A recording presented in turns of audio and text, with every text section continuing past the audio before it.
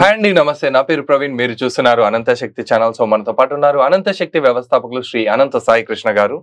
So late చేయకుండా content లోకి వెళ్ళిపోదాం, పదండి.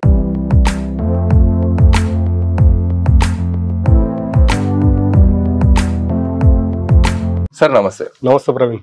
సార్ మామూలుగా ఇప్పుడు నేను డాక్టర్స్ తో వర్కౌట్ చేస్తున్నప్పుడు వాళ్ళవి మార్కెటింగ్ కానీ ఆపరేషన్ వీడియోస్ కానీ వాట్ ఎవర్, వాళ్ళ దగ్గరికి వెళ్ళినప్పుడు యాక్సిడెంటల్ కేసు చూడడం వేరే, యాక్సిడెంట్స్ అవుతుంటాయి, అవి సివియర్ ఆపరేషన్స్ కాబట్టి డాక్టర్లు ఫర్దర్ గా మెడికోస్ యూజ్ చేయడానికి అంటే అది వేరే అన్ఎక్స్పెక్టెడ్ థింగ్స్ ఇవి. సో అదే టైంలో వాళ్ళ డాక్టర్స్ మిస్సెస్ కానీ లేదంటే డాక్టర్స్ కొలీగ్స్ ఉంటారు. హాస్పిటల్ అంటే మల్టిపుల్ డాక్టర్స్ ఉంటారు.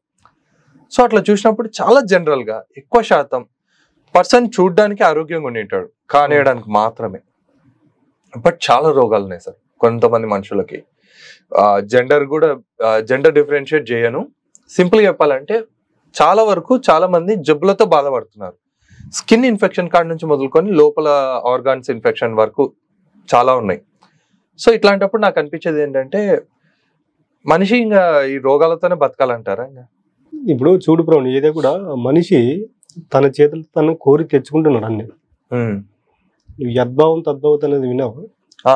అంటే ఏంటి దానికి అర్థం? మనం ఏదైతే అనుకుంటామో అదే వస్తది అని. ఈ వర్డ్ అనేది మనం క్రియేట్ చేసింది కాదు. ద్వాపరయుగంలో శ్రీకృష్ణుడు చెప్పింది యద్భావం తద్భావత అనేది. యద్భావం తద్భావత అనేది అప్పుడే చెప్పినారంటే దాని అర్థం ఏంటి? మనిషి ఏది అనుకుంటే అది జరుగుతుంది అనేది. ఇప్పుడు చూడండి, నువ్వు హాస్పిటల్లో చూడండి, అనారోగ్యంగా ఉన్న వాళ్ళని చూడండి, నువ్వు వాళ్ళని ఎంత పాజిటివ్ గా మోల్డ్ చేయాలనుకున్నా వాళ్ళు వినరు. వాళ్ళ దగ్గర ఊకే జస్ట్ మాట్లాడుకుంటూ ఉండవు. వాళ్ళ అనారోగ్యం గురించి పదే పదే పదే పదే చెబుతూనే ఉంటారు. ఆస్ట్రేలియాలో ఒక యూనివర్సిటీలో క్యాన్సర్ పేషెంట్లను 2 భాగాలుగా డివైడ్ చేశారు. ఎక్కడ సార్? ఆస్ట్రేలియాలో.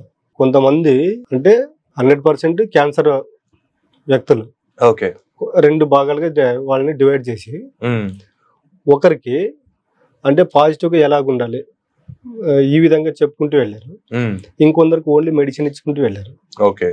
నెక్ ఆపరేషన్కి వెళ్తే మెడిసిన్ తీసుకున్న వాళ్ళకన్నా ఈ విధంగా అంటే హెల్త్ ఎలాగొస్తుంది, అనారోగ్యం వచ్చినప్పుడు ఎలాగ ఉండాలి అనుకున్న వాళ్ళు తొందరగా రికవర్ అయ్యారు.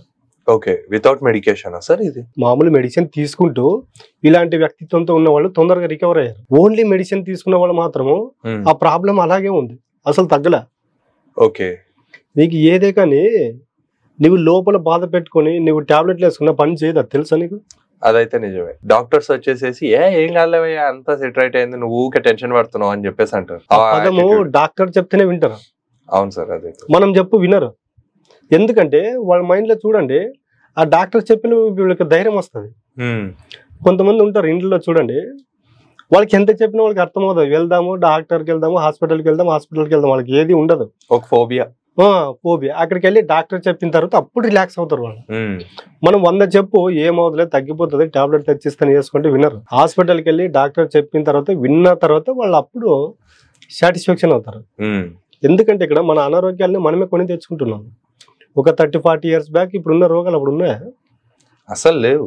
అసలు ఇమాజిన్ కూడా చేసుకోం సార్. అసలు ఒకప్పుడు క్యాన్సర్ అంటే అదొక ఎవరో లక్షల్లో ఒకరికి వచ్చేది, అది రేర్. ఇప్పుడు అసలు పుట్టిన పిల్లలతో పాటే క్యాన్సర్ వస్తుంది. అవును సార్. అంటే ఇంకా ఈ స్మోకింగ్ గానీ ఇవి గానీ అదే కదా చెప్తున్నా ప్రవీణ్. ఇప్పుడు మన జీవితాన్ని మనమే నాశనం చేసుకుంటున్నాం. మనం తీసుకునే ఫుడ్ ఒకటి, మనం పీల్చే గాలి, ఇవి పంచభూతాలన్నీ కలుషితం అయిపోయినాయి.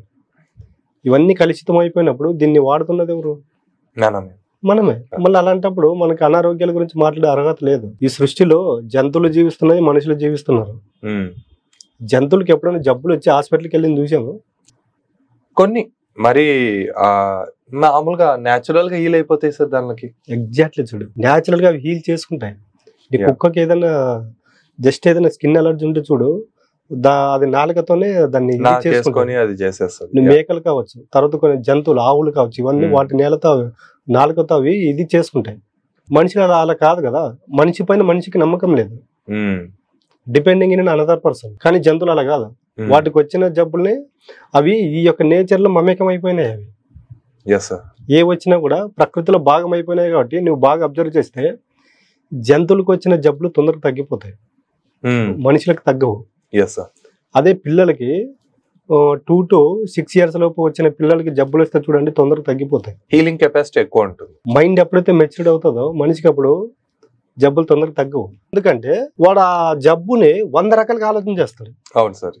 అదే పిల్లవాడిని చూడండి, వాడు కింద పడి చెయ్యి ఇరిగిపోయినా కట్టించి వస్తే వాడు మళ్ళీ పిల్లలతో పాటు ఆడకపోతాడు. ఇప్పుడు మనం ఆలోచన ఓవర్ థింకింగ్ చేస్తున్నాడు మనిషి. అసలు చెప్తా కదా, మనిషి ప్రతిరోజు 72,000 ఆలోచనలు చేస్తాడు. దీంట్లో నెగిటివే 80-90% ఉంటాయి. అలాంటప్పుడు దాని ఇంపాక్ట్ అంతా ఎక్కడ చూపిస్తుంది? హెల్త్ మీద. నీకు ఇంకో విషయం కూడా చెప్తా, ఇక్కడ మన ఆలోచనలకు అనుగుణంగా మన జబ్బులు వస్తాయని చెప్పే కదా. నీకు కావాల్సి ఉంటే ఈ రోజు ట్రై చేయి నువ్వు ఇంట్లో. నువ్వు జస్ట్ నేను ఇంకా టైర్డ్ అయిపోయాను, బయటికి వెళ్ళలేను, అలసటగా ఉంది, ఫీవర్ వస్తున్నట్లుంది అనుకొని జస్ట్ ఒక 1/2 hour దగ్గు కప్పుకొని పడుకో. 1/2 hour తర్వాత నీకు ఫీవర్ వస్తుంది. లేబుద్ది కాదు, ఆటోమేటిక్ గా బాడీ ఏదో క్లమ్జీగా ఉంది, లేదు నాకు నిజంగా జ్వరం వచ్చినట్టుంది, పడుకుందాం ఇంకా, ఈ టైప్ లోకి వెళ్ళిపోతుంది. ఎందుకు వెళ్ళిపోతుంది అంటే నువ్వు నీ మైండ్ కి అట్లా నువ్వు ట్రైనింగ్ ఇస్తున్నావు. అంటే ముందే చెప్తున్నావు నాకు ఫీవర్ వస్తుంది, నేను లేజీగా ఉన్నాను, నా వల్ల కాదు, పడుకుంటానని. అప్పుడు ఏం చేస్తుంటే మన బాడీలో ఉండే ఆర్గాన్స్, మన మైండ్ అనేది మన మాట విని దాన్ని మేనిఫెక్ట్ చేస్తాయి. మేనిఫెస్ట్ చేయడం ఆటోమేటిక్ గా హార్మోన్స్ అంతా అదే వర్షన్ లో వర్క్ చేస్తాయి. అదే మనం హ్యాపీగా ఉన్నప్పుడు చూడండి, ఎవరైనా మన ఫ్రెండ్ కాల్ చేసినా లేకపోతే ఎవరైనా కాల్ చేసినా లేజీగా ఉండాలనుకున్నా కూడా మనము అంటే మనం చేయాలనుకున్న పనిని హ్యాపీగా చేసామనుకోండి, ఎంత కష్టమైనా వెళ్ళిపోతాం. నేను ఏం చెప్పదలుచుకున్నానంటే ఫస్ట్ మీ ఆలోచనలు తగ్గించండి. ఇప్పుడు మనము జీవిస్తున్నామంటేనే పంచభూతాల కారణం. ఎవరన్నా అన్హెల్తీగా ఉండి ఫస్ట్ మీరు డాక్టర్స్తో చూపించుకోండి, హాస్పిటల్కి వెళ్ళండి, బయటకు వచ్చిన తర్వాత పంచభూతాలతో కనెక్ట్ అవ్వడం నేర్చుకున్నా అని చెప్తున్నాను. పంచభూతాలని యూజ్ చేసుకోవడం వల్ల కూడా మన జబ్బులను తగ్గించుకోవచ్చు తెలుసా. న్యాచురల్ హీలింగ్ చాలా మంది ఇప్పుడు పాటిస్తున్నారు. జస్ట్ ఎప్పుడన్నా ఒక 5 నిమిషాలు చెప్పులు లేకుండా మట్టిపై నడవండి, తెలుస్తుంది అప్పుడు తెలుసా. అదంతా పక్క పెడితే ఎవరి కాడికి ఎందుకు సార్, మామూలుగా సెలబ్రిటీస్ వాళ్ళవి హోమ్ టూర్స్ కొన్ని చూస్తుంటాను. వాళ్ళు మెడిటేషన్ చేయడం కోసం ఒక స్పెసిఫిక్ ఏరియా సెట్ చేసుకుంటారు, బుద్ధుంది పెట్టుకొని ఆ మట్టిది వాటర్ ఫాల్ లాంటిది ఒకటి సెట్ చేసుకొని. నేను అసలు మామూలుగా అంటున్నాను కాదు కానీ వీళ్ళు ఏంది ఇల్లు కట్టుకోవడానికి స్పేస్ సరిగా లేకపోతే వీళ్ళు సపరేట్ మెడిటేషన్ కు కూడా ప్లేస్ పెట్టుకున్నారు ఏంద్రా బాబు అనిపిస్తుంది. ఎగ్జాక్ట్లీ ఇవన్నీ ఎప్పటి నుండి ఉన్నాయి ఇవి. ఇప్పుడు నువ్వు చెప్పావు మెడిటేషన్, ఆ మట్టి, వాటర్, ఇవన్నీ మనకి త్రేతాయుగం నుంచి ఉన్నాయా లేదా? అసలు అదే సార్, మనం ఇప్పుడు న్యాచురల్ ఆర్టిఫిషియల్ గా మనం క్రియేట్ చేసుకొని పెట్టుకుంటున్నాము. వాళ్ళకి అవన్నీ న్యాచురల్ గానే ఉన్నాయి. సత్యయుగంలో నుంచి ఉన్నాయా లేదా? ఉన్నాయి. బట్ ఇక్కడ మారుతున్నది ఎవరు? మళ్ళీ మనిషే. నేను ఏం చదివిన పంచభూతాలు అప్పుడు ఉన్నాయి, ఇప్పుడు ఉన్నాయి. ఆ యుగంలో వాళ్ళకి జబ్బులు ఉన్నాయా? అప్పుడు దాకా వద్దు, సత్యయుగం, త్రేతాయుగం, ద్వాపర యుగం వరకు కూడా వద్దు. ఈ కలియుగంలోనే ఒక 50 years బ్యాక్ వెళ్ళు, ఇన్ని హెల్త్ ఇష్యూస్ ఉన్నాయా? లేవు. ఎందుకంటే అప్పుడు వాళ్ళ యొక్క జీవన విధానం అనేది న్యాచురల్ గా ఉండేది. కాబట్టి నేను ఏం చెప్తున్నా, ప్రతి ఒక్క హెల్త్ ఇష్యూస్ అనేది మన చేతులారా మనమే చేసుకుంటున్నాం. కాబట్టి ఎటువంటి హెల్త్ ప్రాబ్లం ఉన్నా డైలీ ఈ పంచభూతాలతో డైలీ ఒక 5 నిమిషాలు 10 నిమిషాలు మమేకం అవ్వండి. ఈ ఆలోచనలు తగ్గించుకోండి. ఎవరికైనా హెల్త్ ప్రాబ్లమ్స్ ఉంటే పదే దాని గురించి ఆలోచన చేయకోకుండా ఏదో ఒక కామెడీ మూవీ చూడడం కానీ, సోషల్ మీడియా ఎక్కువైపోయింది, ఇలాంటివి చూడడం వల్ల ఏమవుతుందంటే మన మైండ్ కూడా డైవర్ట్ అయిపోతుంది. కాబట్టి ఓవర్ థింక్ అనేది హెవీ డేంజర్.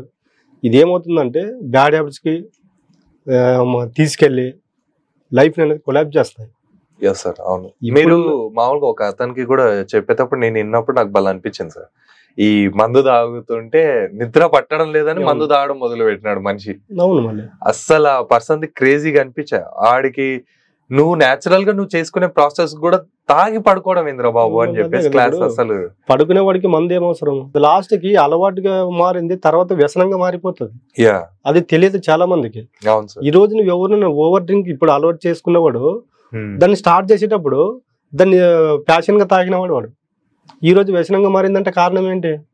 ఫ్యాషన్ కాస్త ప్యాషన్ లాగా అయిపోతే అది డెడ్ ఎండ్ అవుతుంది. కాబట్టి ఈ హెల్త్ ప్రాబ్లమ్స్ ఎవరైతే ఉంటారో వాళ్ళ ఆలోచనలు తగ్గించుకొని డైలీ కొద్దిసేపు పిల్లలతో మాట్లాడడము, ఫ్యామిలీతో మాట్లాడడం వల్ల ఏమవుతుందంటే మైండ్ డైవర్ట్ అయిపోతుంది. నేను ఒకటే చెప్తున్నా, ఎవరికైతే హెల్త్ ఇష్యూస్ ఉంటాయో, ఇప్పుడు చాలా మందికి హెల్త్ ప్రాబ్లం ఉంటే చాలా మంది వస్తూనే ఉంటారు మాట్లాడడానికి. హెల్త్ ప్రాబ్లం వచ్చినప్పుడు ఎవరు రానివ్వద్దండి. ఎందుకంటే వాళ్ళు వచ్చి ఓదార్చినప్పుడు వీళ్ళు సింపతి కోరుకుంటారు. అరే నీకే ఇలా జరిగిందని అందరు అనేవాళ్ళు, కానీ ఏమవుదు కోలుకుంటుందని ఎవరు అన్నారు. అలాంటప్పుడు ఏమవుతుందంటే వాళ్ళు ఇంకా డిప్రెషన్లోకి వెళ్ళిపోతారు. కాబట్టి ఈ విధమైన మెంటాలిటీతో ఉంటే అనారోగ్యాలు కూడా మనిషిని కొంతవరకు తగ్గించవచ్చు. చాలా బాగా చెప్పారు సార్. సో చూసారు కదండి, మామూలుగా మన ఆరోగ్యాన్ని మనం ఎలా కాపాడుకోవాలి అండ్ ఆల్రెడీ నష్టపోయిన ఆరోగ్యాన్ని కూడా మనం తిరిగి ఎలా పొందాలి అనేది ఈ వీడియో చూసిన వాళ్ళకి ఒక క్లారిటీ వచ్చింది అనుకుంటున్నాను. సో ఈ వీడియో ఇక్కడతోనే ముగిస్తూ మీ ప్రవీణ్ సైనింగ్ ఆఫ్.